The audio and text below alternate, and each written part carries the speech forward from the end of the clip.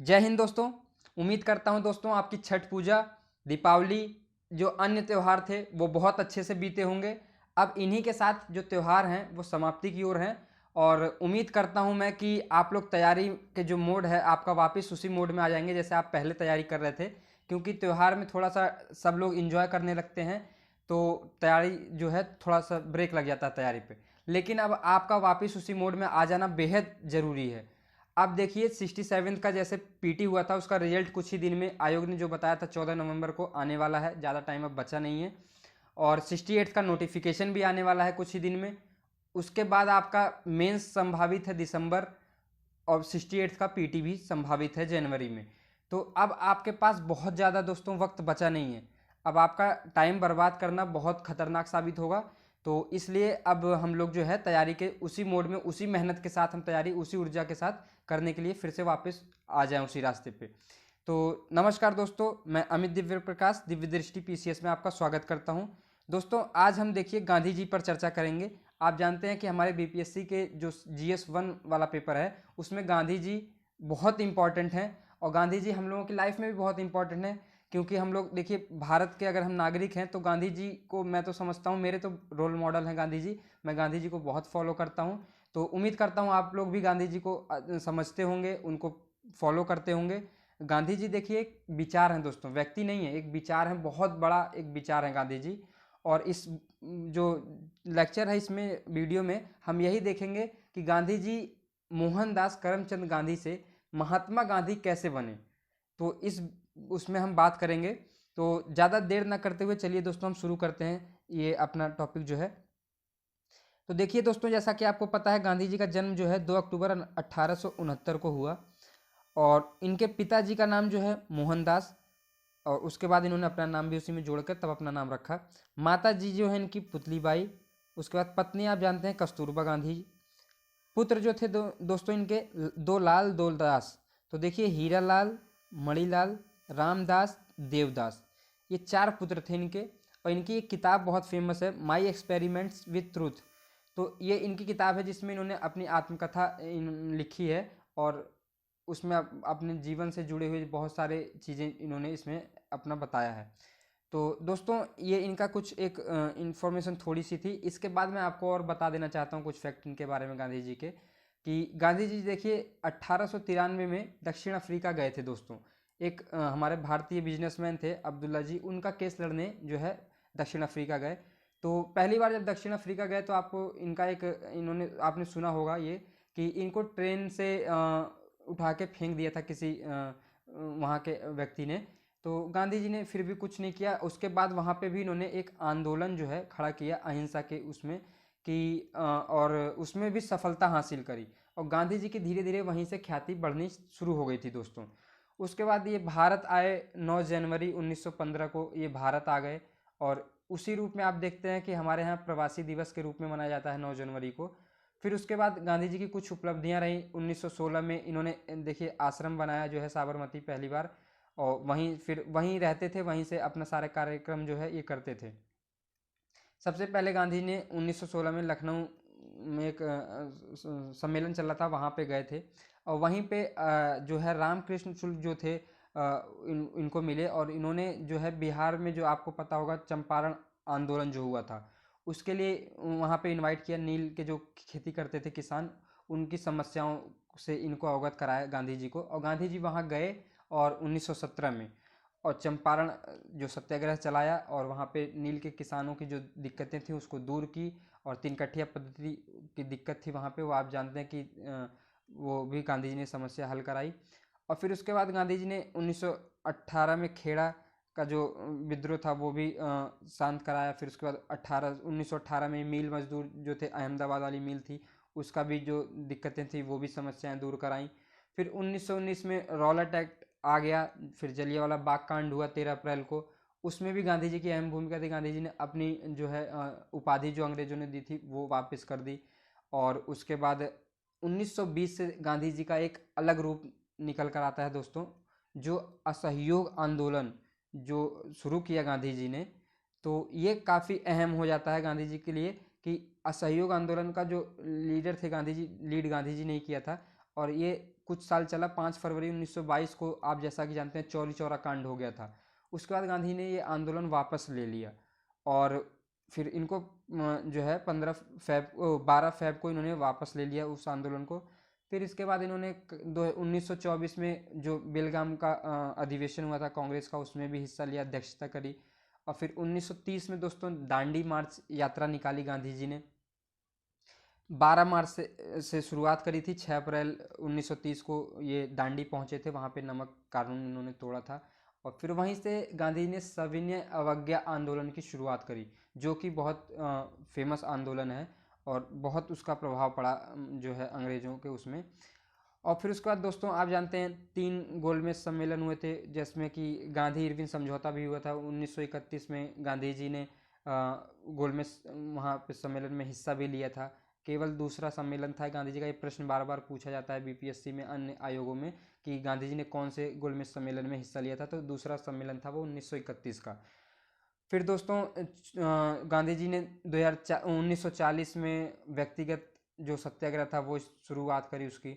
फिर 1942 में फाइनली भारत छोड़ो आंदोलन। तो यहाँ पे शुरुआत में मोहनचंद थे, मोहनचंद करमचंद। फिर यहाँ पे गांधी जी बन गए इतनी यात्रा में। इन्होंने जो अपना ये युद्ध वगैरह, ये क्या नाम है, आज़ादी की जो लड़ाइयाँ लड़ी और इन सब चीज़ों में जो इनकी भूमिका रही, तो यहाँ पे इनको गांधी जी के रूप में लोग जानने लगे और बहुत प्यार करते थे और गांधी जी की काफ़ी अच्छी ख्याति हो गई। इसके बाद दोस्तों इनका आता है दार्शनिक रूप, और गांधी जी ने कुछ अपने विचार दिए और जिसका समाज पे काफ़ी गहरा प्रभाव पड़ा, और आने वाले समय में आज भी हम उनको फॉलो करते हैं। तो वो मैं आपको अब चलते बताता हूँ कि क्या क्या गांधी जी ने अपने विचार दिए, जहाँ से गांधी जी मोहनचंद गांधी से महात्मा गांधी में बदल गए और यहाँ पे इनको ये उपलब्धि मिली। तो देखिए जैसा कि आप देख पा रहे हैं यहाँ पे गांधी जी, देखिए दोस्तों गांधी जी पे जो है नव वेदांत परंपरा में गांधी जी विश्वास रखते थे। नव वेदांत परंपरा जो थी, इसका मतलब जो इनका मानना था नव वेदांतियों का, कि जो भ्रम है, भ्रम के स्थान पे ये ईश्वर की अभिव्यक्ति मानते थे। ये लोग ये भ्रम वगैरह को नहीं मानते थे, ये सबको ईश्वर की अभिव्यक्ति मानते थे। ये नव वेदांतियों का जो था मेन वो था, परंपरा यही थी इनकी। और उसके बाद गांधी जी पर उपनिषद व गीता का प्रभाव था दोस्तों। गांधी जी उपनिषद और गीता से काफ़ी खासा प्रभावित थे, जिसका उनके जो उनका स्वधर्म वाला ग्रहण था, स्वधर्म ग्रहण उन्होंने किया गीता से उससे लेकर, और काफ़ी चीज़ों में उनके ये चीज़ झलकती भी है। फिर उसके बाद दोस्तों गांधी जी ने पंचव्रत का सिद्धांत दिया, जिसमें उन्होंने 5 चीज़ें बताई: अहिंसा, सत्याग्रह, असत्य, अपरिग्रह, ब्रह्मचर्य।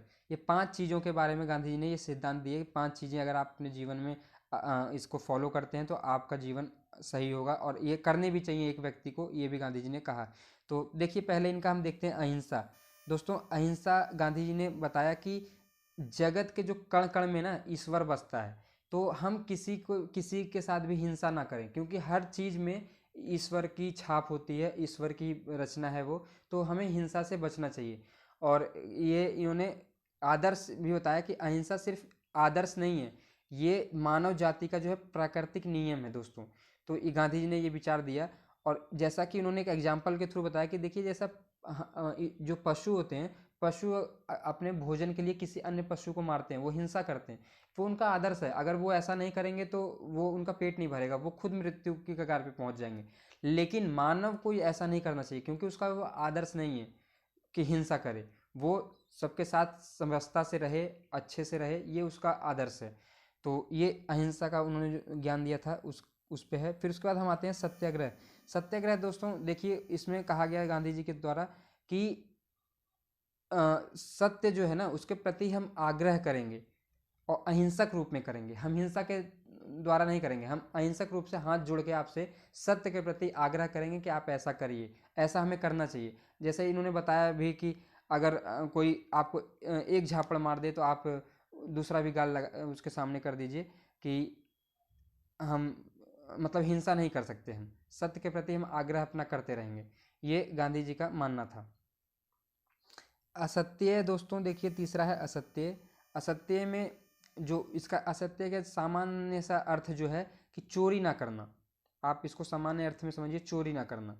लेकिन गांधी जी जो इसको देखते थे तो वो ये कहते थे कि किसी भी चीज़ को, कोई भी वस्तु ऐसी है जो कि किसी के लिए बनी है, तो हम उसको उस चीज़ से उसका अधिकार ना छीने। मान लीजिए कि आप जैसे एक गरीब व्यक्ति है, उसको 2 रोटी मिलना उसका अधिकार है, तो हम अपनी लालच के लिए उसका वो 2 रोटी हम ना छीन लें, ये असत्य होगा। गांधी जी का ये मानना था दोस्तों कि जो जिसका अधिकार है उसको देना चाहिए, उसका अधिकार हम ना छीन लें या हम उसकी चीज़ों पे अधिकार ना कर लें, यही असत्य गांधी जी ने समझाया था। अपरिग्रह दोस्तों देखिए, अपरिग्रह का सामान्य सा अर्थ होता है कोई चीज़ एकत्रित ना करना। तो यहाँ पे एकत्रित कर, अगर कोई जैसे संसाधन हमारे पास है, हम एकत्रित कर लेंगे तो अन्य लोगों को, अन्य लोग प्रभावित होंगे। अब मान लीजिए कि हमारे पास इलेक्ट्रिसिटी है, हमें पता है कि बहुत जल्दी ये ख़त्म भी होने वाली है और सब लोग अफोर्ड भी नहीं कर पाते, और सारी कंज्यूम हम कर लेंगे तो दूसरा आदमी के घर में अंधेरा हो जाएगा। तो गांधी जी का मानना ये था कि अपरिग्रह करना चाहिए, निरंतर निरंतर जो है श्रम करते हुए, और जो श्रम करेंगे उस श्रम के द्वारा जो है हमें समाज से कुछ मिलेगा, वो हमारे लिए सही है।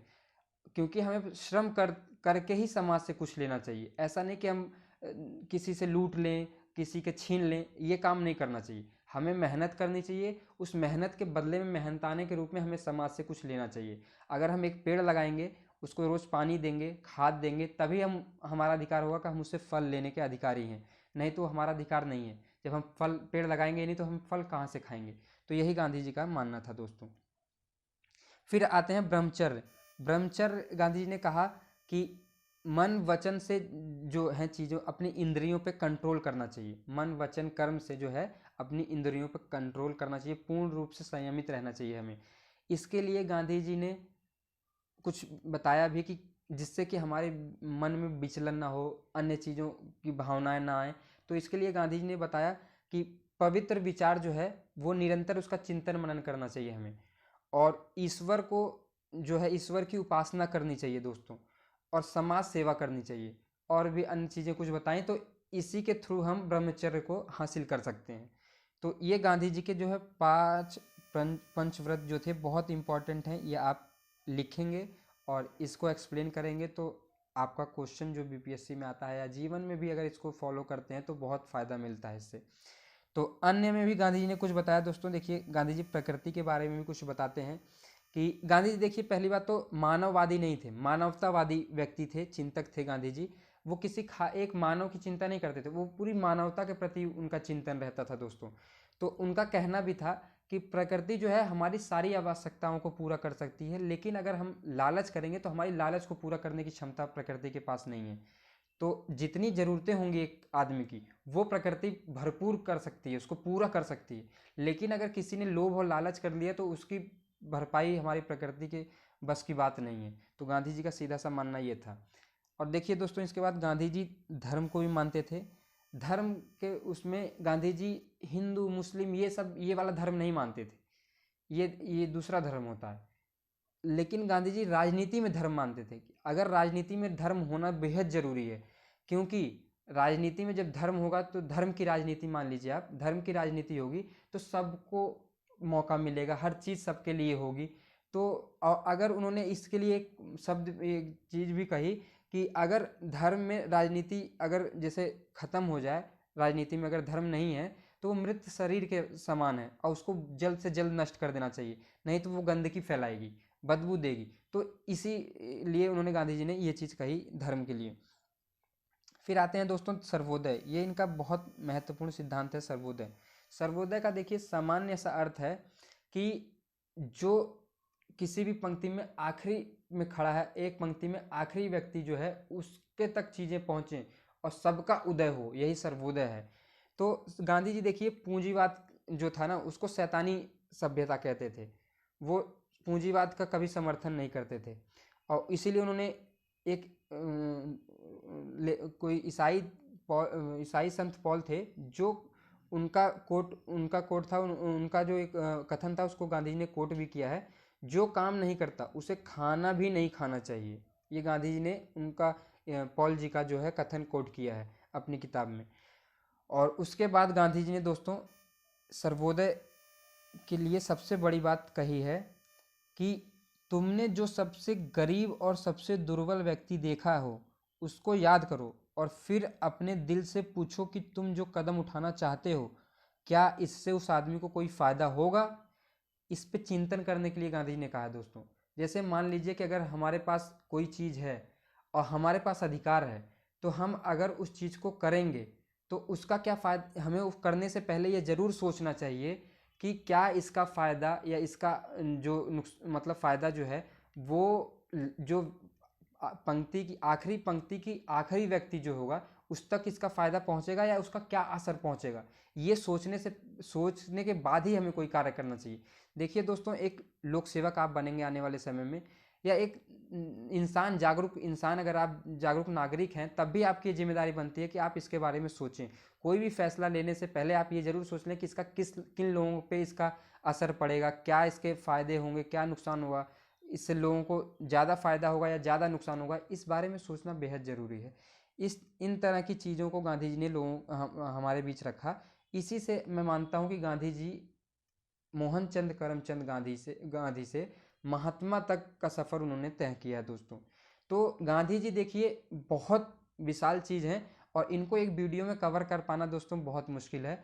और मैं उम्मीद करता हूँ कि ये जो हमारा बिहार जो आयोग है, इस जो प्रश्न पूछता है उसके लिहाज से ये काफ़ी हमने इस चर्चा कर ली है। और आप इस पर अगर अपना नोट्स बनाते हैं तो बेहतर तरीके से आप उत्तर लिखने की क्षमता रखेंगे। और इस पे अगर आपके कुछ विचार हों तो कमेंट बॉक्स में कमेंट करिए दोस्तों। और मैं इसको टेलीग्राम पे शेयर भी कर दूंगा, टेलीग्राम लिंक डिस्क्रिप्शन में दे दूंगा अपने, तो वहाँ से आप देख लेंगे। और अन्य वीडियोस जो हैं जैसे टैगोर जी हैं और नेहरू जी हैं, इन पर भी मैं वीडियो लेकर आऊँगा और उस पर भी अच्छे से हम लोग देखेंगे, चर्चा करेंगे। तो धन्यवाद दोस्तों।